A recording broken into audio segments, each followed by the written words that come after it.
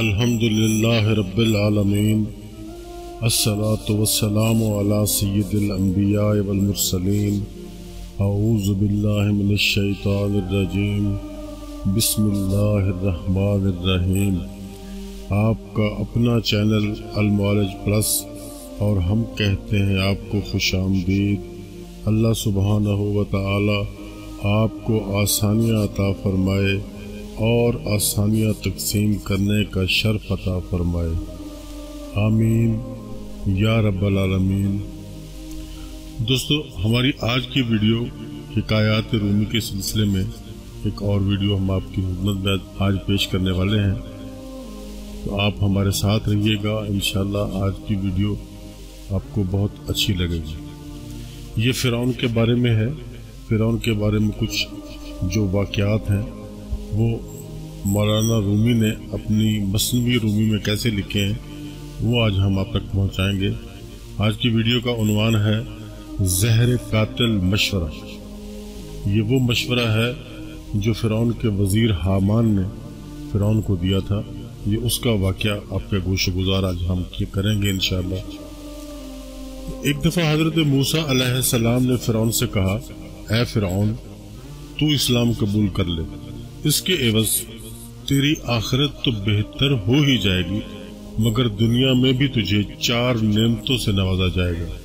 تو علل اعلان اس بات کا اقرار کر لے کہ اللہ تعالیٰ کے سوا اور کوئی معبود نہیں، وہ بلندی پر افلاک اور ستاروں کا پستی میں جن و انس و شیاطین اور جانوروں کا پیدا کرنے والا ہے، پہاڑوں، دریاؤں، جنگلوں اور بیابانوں کا بھی خالق و مالک وہی ہے۔ اس کی سلطنت غیر محدود ہے اور وہ بے نظیر و بے مثال ہے۔ وہ ہر شخص، ہر مکان کا نگہبان ہے، عالم میں ہر جاندار کو رزق دینے والا ہے، آسمانوں اور زمینوں کا محافظ ہے، نباتات میں پھول پیدا کرنے والا اور بندوں کے دلوں کی باتوں کو جاننے والا، سرکشوں پر حاکم اور ان کی سرکوبی کرنے والا ہے۔ فرعون نے کہا، وہ 4 چیزیں کون سی ہیں؟ آپ علیہ السلام مجھے بتلائیں، شاید ان عمدہ نعمتوں کے سبب میرے کفر کا شکنجہ کچھ ڈھیلا ہو جائے اور میرے اسلام لانے سے سینکڑوں کے کفر کا کفر ٹوٹ جائے اور وہ مشرف بے اسلام ہو جائے۔ اے موسیٰ علیہ السلام، جلد ان نعمتوں کے متعلق بیان کرو، ممکن ہے کہ میری ہدایت کا دروازہ کھل جائے۔ حضرت موسیٰ علیہ السلام نے حکم الہی سے فرمایا، اگر تو اسلام قبول کر لے تو سب سے پہلی نعمت تجھے یہ ملے گی کہ تو ہمیشہ تندرست رہے گا اور کبھی بھی زندگی میں بیمار نہیں ہوگا۔ اپنے خانہ تن میں تعلق خداوندی کا ایسا خزانہ دیکھے گا جس کو حاصل کرنے کے لیے تو اپنی تمام خواہشات نفسانیہ کو مرضیات الہیہ کے تابع کرنے کے لیے مجاہدات میں جان تک دینے کو تیار ہو جائے گا۔ اس سے جو دولت تمہیں ملے گی وہ رش کے ہفتے اقلیم ہوگی۔ خواہشات کے ابر کو پھاڑنے کے بعد مہتاب حقیقی کا نور تاباں مست کر دیتا ہے۔ اے فرعون، جس طرح ایک کیڑے کو ہرا پتا اپنے اندر مشغول کر کے انگور سے محروم کر دیتا ہے، اسی طرح یہ دنیا حقیر تجھے اپنے اندر مشغول کر کے مولائے حقیقی سے محروم کیے ہوئے ہے اور تو کیڑے کی طرح لذائذ جسمانیہ میں مصروف ہے۔ تیسری نعمت تجھے یہ عطا ہوگی کہ ابھی تو ایک ملک کا بادشاہ ہے، اسلام لانے کے بعد تجھے 2 ملک عطا ہوں گے۔ یہ ملک تجھے اللہ تعالیٰ سے بغاوت کرنے کی حالت میں ملا ہے، اطاعت کی حالت میں کیا کچھ عطا ہوگا جس کے فضل نے تجھے تیرے ظلم کی حالت میں اس قدر دیا ہے، تو اس کی عنایت وفا کی حالت میں کس درجہ تک ہوگی۔ اور چوتھی نعمت تجھے یہ ملے گی کہ تو ہمیشہ جوان رہے گا، تیرے بال بھی کالے رہیں گے۔ یہ باتیں سن کر فرعون کا دل بہت متاثر ہوا۔ اس نے حضرت موسیٰ علیہ السلام سے کہا، اچھا میں اپنی اہلیہ سے مشورہ کر لوں۔ اس کے بعد وہ گھر گیا اور حضرت آسیہ رضی اللہ تعالی عنہ سے اس معاملے میں گفتگو کی۔ حضرت آسیہ رضی اللہ تعالی عنہ کا جواب مولانا روم نے بڑے پیارے انداز میں بیان فرمایا ہے۔ فرعون نے اپنی بیوی آسیہ رضی اللہ تعالی عنہ سے جب یہ ماجرا بیان کیا تو انہوں نے کہا، ارے اس وعدہ پر جان قربان کر دے، کھیتی تیار ہے اور نہایت مفید ہے، اب تک جو وقت گزرا ہے وہ سب بے فائدہ گزرا ہے۔ یہ کہہ کر وہ زارو قطار رونے لگی۔ پھر انہوں نے کہا، تجھے مبارک ہو، آفتاب تیرا تاج ہو گیا، حضرت موسیٰ علیہ السلام نے تیری برائیوں کی پردہ پوشی کی اور تجھے دولت باطنی دینا چاہتے ہیں۔ گنجے کا عیب تو معمولی ٹوپی چھپا سکتی ہے، مگر تیرے ایوب کو تو اللہ تعالیٰ نے اپنی رحمت میں چھپانا چاہا ہے۔ میری تو رائے یہ ہے کہ تجھے کسی سے مشورہ کرنے کی ضرورت بھی نہیں، تجھے تو اسی مجلس میں فوراً اس دعوت حق کو خوشی خوشی قبول کر لینا چاہیے۔ حضرت موسیٰ علیہ السلام نے جو دعوت تمہیں دی ہے، کوئی ایسی ویسی بات تو نہ تھی جس میں تو مشورہ ڈھونڈتا پھر رہا ہے۔ یہ تو ایسی بات تھی کہ سورج جیسی رفیع المرتبت مخلوق کے کان میں پڑتی تو سر کے بل اس کو قبول کرنے کے لیے آسمان سے زمین پر اتر آتا۔ اے فرعون، یہ عنایت تجھ پر خدا کی ایسی ہے جیسے ابلیس پر رحمت ہونے لگے۔ یہ حق تعالیٰ کا معمولی کرم نہیں ہے کہ تجھ جیسے سرکش اور ظالم کو یاد فرما رہے ہیں۔ ارے مجھے تو یہ تعجب ہے کہ اس کے کرم کو دیکھ کر خوشی سے تیرا پتا کیوں نہیں پھٹ گیا اور وہ برقرار کیسے رہا۔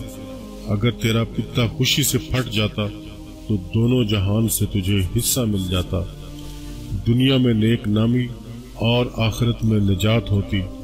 اللہ والوں کے آنسو جو زمین پر گرتے ہیں، فرشتے ان کو اپنے منہ اور پروں پر ملتے ہیں، اور اللہ تعالیٰ شہیدوں کے خون کے برابر انہیں وزن کرتے ہیں۔ حضرت آسیہ رضی اللہ تعالی عنہ نے فرعون سے کہا، تو پسو پیش نہ کر اور ایک قطرے کو فوراً بہا دے اور اپنے نفس کو جھکا دے، تکبر کو باعث اعراض نہ کر، تاکہ دریائے قرب حق سے تو مشرف ہو جائے۔ دولت عظمیٰ اس قطرے کو ملتی ہے جسے خود سمندر طلب کرتا ہے۔ یہ تجھ پر نہایت ہی شفقت ہے کہ تجھے اس اصرار کے ساتھ بلایا جا رہا ہے۔ دریائے رحمت خود تجھے بلا رہا ہے، تو کیوں دیر کرتا ہے؟ جلد اپنے آپ کو ان کے ہاتھ فروخت کر دے۔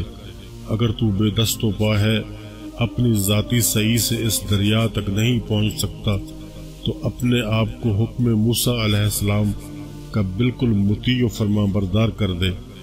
جن انعامات کا تجھ سے وعدہ کیا جا رہا ہے تو ان پر بدگمانی مت کر، انہیں فریب و دھوکہ مت سمجھ، بلکہ ان انعامات کو جلد حاصل کر تاکہ تو کہیں غلط بینی سے دھوکہ کھا کر برباد نہ ہو جائے۔ اپنی گردن خدا کے سامنے جھکا دے، اس کی بشارت سے خوش ہو جا۔ کب تک سرکشی کرتا رہے گا اور گردن تکبر سے اونچی رکھے گا؟ توقف مت کر، جلد محبوب حقیقی سے مل جا۔ وہ خالق و مالک تجھے تیرے گناہوں پر شرمندہ نہیں کر رہا، تو اس کا شکر ادا کر۔ خدا تجھے اپنے فضل سے اپنے تک رسائی کا راستہ دے رہا ہے، تو دوڑ کر جا۔ دیکھ تو صحیح اے فرعون، اس قدر تیرے کفر عظیم کے باوجود اس کا اکرام تجھے کیوں کر قبول کر رہا ہے؟ کیا یہ انعام اور عطائے شاہی قابل قدر نہیں؟ ایسا عجیب بازار کس کے ہاتھ لگتا ہے کہ ایک گل کے عوض گلزار ملتا ہو اور ایک دانے کے عوض 100 درخت ملتے ہوں۔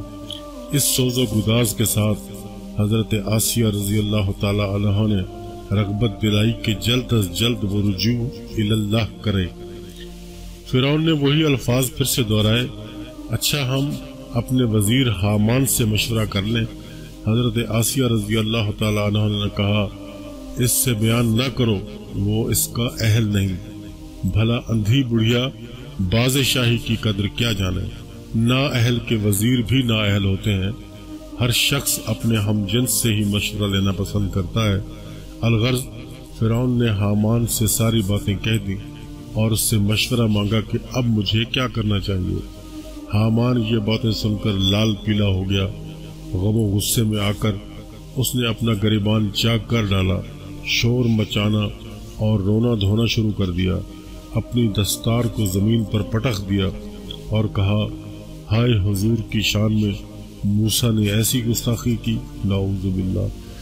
آپ کی شان تو یہ ہے کہ تمام کائنات آپ کی مسخر ہے، مشرق سے مغرب تک سب آپ کے پاس خراج لاتے ہیں اور سلاطین آپ کے آستانہ کی خاک بخوشی چومتے ہیں۔ انہوں نے آپ کی سخت توہین کی ہے، آپ تو خود پوری دنیا کے لیے مسجود و معبود بنے ہوئے ہیں، آپ ان کی بات مان کر ایک ادنا غلام بننا چاہتے ہیں؟ اگر حضور آپ کو اسلام کی دعوت ہی قبول کرنا ہے تو مجھے پہلے ہی مار ڈالیے، تاکہ کم از کم میں آپ کی یہ توہین اپنی آنکھوں سے نہ دیکھ سکوں۔ آپ میری گردن فوراً اڑا دیں، میں اس منظر کو دیکھنے کی تاب نہیں رکھتا کہ آسمان زمین بن جائے اور خدا بندہ بن جائے، ہمارے غلام ہمارے آقا بن جائے۔ مولانا روم یہاں اس حامان بے ایمان کو مخاطب ہو کر سخت ناراضگی کا اظہار کرتے ہوئے، اے حامان مردود، کتنی حکومتیں جو مشرق تا مغرب پھیلی ہوئی تھیں، مگر خدا کے قہر سے آج ان کا نام و نشان بھی نہیں ہے۔ جو زہر قاتل مشورہ حامان نے دیا، اس کے بارے میں مولانا اظہار کرتے ہیں، یہ تکبر جو حامان میں تھا وہ زہر قاتل تھا، اور اسی زہر آلود شراب سے حامان بدمست ہو کر احمق ہو گیا تھا، اور اس ملعون کے مشورے سے فرعون نے قبول حق سے انکار کر کے خود کو دائمی رسوائی اور عذاب کے حوالے کر دیا۔ جب فرعون حامان کے بہکاوے میں آ گیا اور حضرت موسیٰ علیہ السلام کے دست مبارک پر دعوت حق کو قبول کرنے سے انکار کر دیا، تو حضرت موسیٰ علیہ السلام نے فرمایا، ہم نے تو بہت سخاوت کی اور عنایت کی تھی، مگر صد افسوس یہ گوہر نایاب تیرے مقدر میں نہ تھے۔ اب اس حکایت سے درس حیات یہ ہے، جاہل، احمق اور بد کردار سے اچھے مشورے کی توقع ہرگز نہ رکھیں۔ اگر عورت بھی صاحب کردار ہے تو اس سے مشورہ کر لینا چاہیے، وہ تمہیں اچھا مشورہ دے گی۔ بے وقوف کی صحبت سے تنہائی بہتر ہے، لیکن تنہائی سے بہتر ہے کہ اچھے لوگوں کی تلاش جاری رکھی جائے، یقیناً تم ان تک پہنچ جاؤ گے۔ دوستو، بات ہماری تمام ہو گئی۔ اگر اچھی لگی ہو تو لائک اور شیئر ضرور کر دیں، اور اپنے اس چینل کو ضرور سبسکرائب کریں۔ اپنے دوستوں کا، اپنے عزیز و اقارب کا اور اپنے ارد گرد کے لوگوں کا رکھیے گا خیال۔ خدا حافظ اینڈ گڈ بائے۔